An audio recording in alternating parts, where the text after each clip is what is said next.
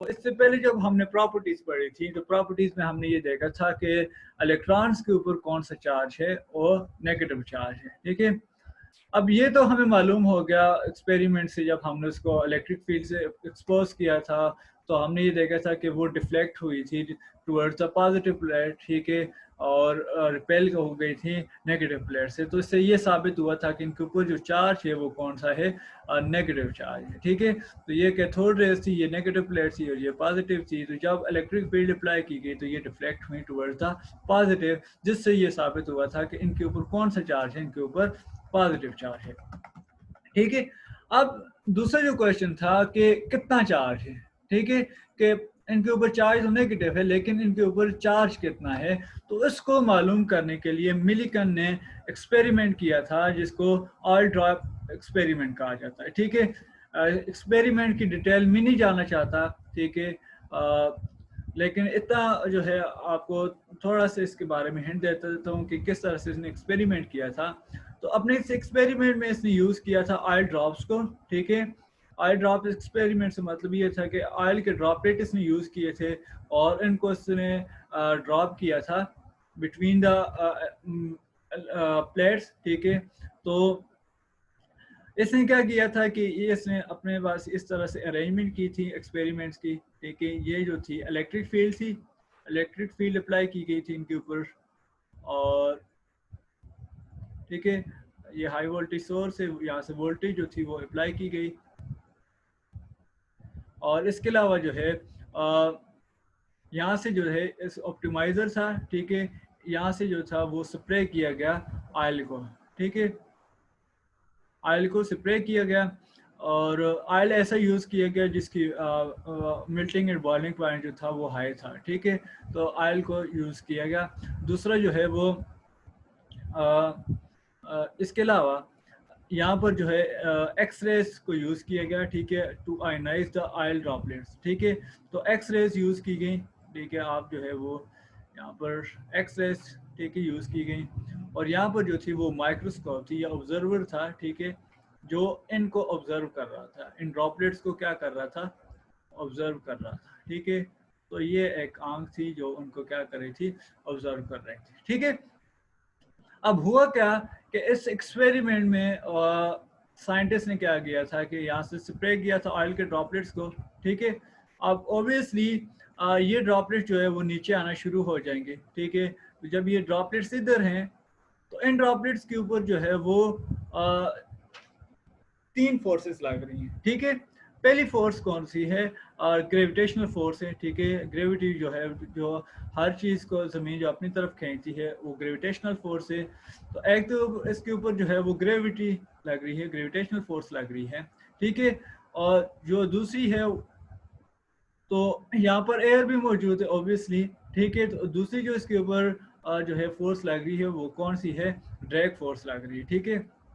Drag force कौन सी होती है, जब कोई भी बॉडी जो है वो फ्लूइड के अंदर मूव करेगी। आपने इसमें 10th में हो सकता है इसके बारे में पढ़ा हो, ठीक है, फ्लूइड डायनामिक्स में, कि फिजिक्स का चैप्टर में फ्लूइड डायनामिक्स में आपने पढ़ा होगा कि जब कोई भी बॉडी मूव करती है फ्लूइड के अंदर तो वो अपोजिट फोर्स को एक्सपीरियंस करती है और उस फोर्स को क्या नाम दिया जाता है, ड्रैग फोर्स का नाम दिया जाता है, ठीक है। लेट्स सपोज आप जो है मूव करते हैं, जो है दौड़ रहे होते हैं, तो हवा जो है वो आपके मुखालिफ जो है आपसे टकरा रही होती है, तो वो बेसिकली जो है ड्रैग फोर्स हो रही होती है जो आपके ऊपर अप्लाई हो रही है। इसी तरह जो है जब आप बाइक पर जो है ठीक है, बाइक पर जो सफ़र करते हैं तो इसमें क्या होता है कि आपके अपोजिट जो है आपको जो हवा लग रही होती है वो बेसिकली ड्रैग फोर्स होती है। तो इसी तरह से जब वाटर के अंदर स्विमिंग कर रहे होते हैं, ठीक है, स्विमर्स, तो उसमें भी वाटर जो है उनको ड्रैग फोर्स लगा रहा होता है। ये सारी टाइप्स हैं फ्लूइड्स की। तो दूसरी जो उनके ऊपर फोर्स लग रही है ड्रॉपलेट्स के ऊपर, वो जो है वो फ्लूइड की है, ड्रैग फोर्स है। और तीसरी जो है वो यहाँ पर जो है वो कौन सी फोर्स लग रही है, वो जो है वो यहाँ पर इलेक्ट्रिक फोर्स लग रही है, ठीक है। इलेक्ट्रिक फील्ड जो आपने अप्लाई की है वो यहाँ पर लग रही है। अब हो गया क्या कि नेचुरली क्या हो रहा है, नेचुरली ये हो रहा है कि यहाँ पर जो है ऑयल का जो ड्रॉपलेट होगा, जो ही आपने इसको स्प्रे किया है तो ये नीचे की तरफ आना शुरू हो जाएगा, ठीक है। इसकी अपनी वेलोसिटी होगी तो उसके साथ जो है वो नीचे आना शुरू हो जाएगा। अब आप क्या करेंगे, आप ये करेंगे कि शुरू में ये आयनाइज नहीं है, इसके ऊपर कोई चार्ज नहीं है, ठीक है। शुरू में इसके ऊपर कोई चार्ज नहीं है तो ये इररिलेवेंट होगा दिस इलेक्ट्रिक फील्ड, ठीक है। इसके ऊपर इलेक्ट्रिक फील्ड का कोई असर नहीं होगा क्योंकि इसके ऊपर चार्ज कोई नहीं है। एक्सरेज को आप क्यों यूज कर रहे हैं, एक्सरेज आप इस वजह से यूज कर रहे हैं कि ये जो ही जाकर इनसे टकराएंगी, इनमें से इलेक्ट्रॉन नाक होंगे तो इनके ऊपर कौन से चार्ज हो जाएंगे, इनके ऊपर चार्जेस जो हैं वो नेगेटिव या पॉजिटिव हो जाएंगे, ठीक है। तो ये आयनाइज हो जाएंगी तो इसके नतीजे में क्या होगा कि ऑयल के ड्रॉप्स जो हैं वो नीचे की तरफ आ रहे हैं। अब आप क्या करते हैं, आप जो है वो इलेक्ट्रिक फील्ड अप्लाई करते हैं। लेट्स सपोज यहाँ पर इसके ऊपर अगर पॉजिटिव चार्ज है तो चूंकि आयनाइज होकर पॉजिटिव चार्ज आ रहा है तो ये इसके ऊपर जो है वो यहाँ पर पॉजिटिव है, यहाँ पर ये नेगेटिव है, ठीक है। तो क्या होगा कि जब आप इसके ऊपर इलेक्ट्रिक फील्ड अप्लाई करेंगे तो इसको आप, क्योंकि नेचुरली ये किस तरह से आ रहा है, नीचे की तरफ आ रहा है, ठीक है, अपनी वेलोसिटी के साथ। तो आप इस तरह से फोर्स लगाते हैं, इलेक्ट्रिक फील्ड को इस तरह से सेट करते हैं या पोटेंशियल डिफरेंस आप इस तरह से अप्लाई करते हैं कि ये यहाँ पर क्या हो जाए, सस्पेंड हो जाए, ठीक है। ये यहाँ पर मूव करना जो है वो बिल्कुल यहाँ पर मुअल्लिक हो जाए, रुक जाए, ठीक है, ना ऊपर जा रहा हो या ना नीचे आ रहा हो। तो उस वक्त जो जितनी भी फोर्सेस होंगी वो इक्वल होंगी इस ऑपोजिंग फोर्स के ऊपर, ठीक है। ये तीनों फोर्सेस जो हैं इसको मूव करवा रही हैं टुवर्ड्स डाउनवर्ड, ठीक है। लेकिन जब आप इसके ऊपर इलेक्ट्रिक फील्ड अप्लाई करेंगे तो ये सस्पेंडेड हो जाएगा। तो मतलब ये होगा कि अगर आपको इन तीनों की वैल्यू का पता है, डायरेक्ट फोर्स, ठीक है, इलेक्ट्रिक फील्ड और सॉरी ग्रेविटेशनल फोर्स का पता है, तो आप जो है जितने आपने इसके ऊपर फोर्स लगाई है तो इसकी मदद से मालूम कर सकते हैं कि यहाँ पर जो चार्जेस है उसके ऊपर चार्ज की क्या वैल्यू है, ठीक है। तो जब ये सारा एक्सपेरिमेंट हुआ तो उसने ये देखा था कि जो इनके ऊपर चार्ज की वैल्यू आ रही थी वो आ रही थी almost 4.8 into 10⁻⁻10 ESU electrostatic unit, ठीक है। ये जो थी वो इलेक्ट्रोस्टैटिक जो चार्जेस के लिए यूनिट यूज की जाती थी सिस्टम इंटरनेशनल से पहले, वो यूनिट हमने यूज की है, ठीक है। तो ये CGS सिस्टम में आपने पढ़े होंगे, SI यूनिट से पहले दो तीन और यूनिट सिस्टम थे, CGS सिस्टम था। तो इसमें जो है चार्जेस के लिए ये यूनिट यूज की जाती थी, इलेक्ट्रोस्टैटिक यूनिट, ठीक है। और इसके ऊपर जो हमारे पास जो अब रिसेंटली SI यूनिट में इसके ऊपर कितना चार्ज आया था वो 1.6 इंटू 10⁻⁻19 कूलम है, ठीक है।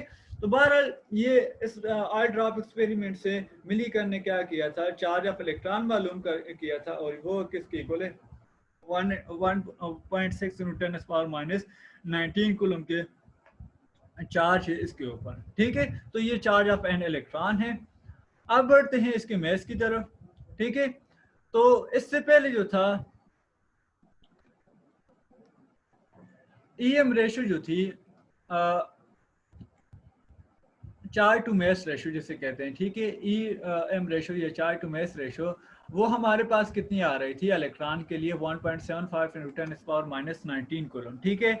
ये भी आपने पढ़ी होगी 10th में इलेक्ट्रोमैग्नेटिज्म के चैप्टर में, ठीक है। जब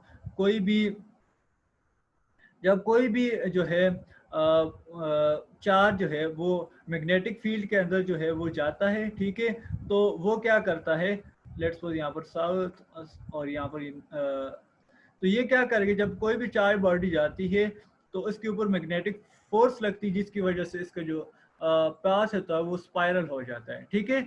तो वो स्पाइरल पाथ में क्या करना शुरू हो जाता है, मूव करना शुरू हो जाता है। तो जो इसका रेडियस होता है वो इसकी चार्ज टू मैस रेशियो के इक्वल होता है। तो इसके जरिए से हम क्या मालूम कर सकते हैं उनके ऊपर चार्ज टू मैस रेशियो क्या है, ठीक है। तो इलेक्ट्रॉन के लिए चार्ज टू मैस रेशियो क्या आ रही थी, वो 1.75 इंटू 10⁻⁻19 कूलम पर kg थी, ठीक है। अगर तो ये इसमें मिस्टेक है, ये 11 है, 10⁻11 है, ठीक है। ये इसमें मिस्टेक है, 10⁻11 जो है 1.75 इंटू 10⁻11 जो है कूलम पर kg है, ठीक है, इसकी जो यूनिट। तो अब हमारे पास जो है वो EM रेशो किसकी इक्वल आ रही है 1.75 इंटू 10 इज पावर 11 के, ठीक है। तो ये इसकी इक्वल आ रही है। अब हम क्या करते हैं, हमारे पास अगर इलेक्ट्रॉन के जो पिछले एक्सपेरिमेंट में हमने इसके चार्ज ऑफ इलेक्ट्रॉन मालूम कर लिया है, तो इससे हम इलेक्ट्रॉन का मेस क्या कर सकते हैं, फाइंड कर सकते हैं, ठीक है। तो अब हम क्या करें, इस इक्वेशन में इलेक्ट्रॉन की वैल्यू को पुट कर दें, ठीक है। तो चार्ज ऑफ इलेक्ट्रॉन की वैल्यू को पुट कर रहे हैं तो हमारे पास क्या आ जाएगा, m is equal to m दूसरी साइड पर चला जाएगा, ये इधर आकर डिवाइड हो जाएगा, E divided by 1.75 into 10 is power